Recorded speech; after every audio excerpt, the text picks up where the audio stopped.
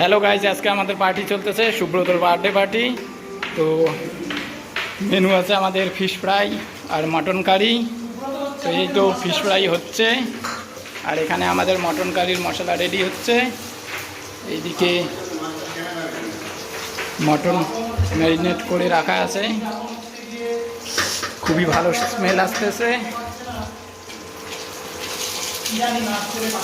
এই তো আমাদের কুক সুব্রত খুব মনোযোগ সহকারে রান্না করতেছে একসাথে, একদিকে মাছ ফ্রাই, একদিকে মটন কারি, আর ওইদিকে জেবি আর শোভন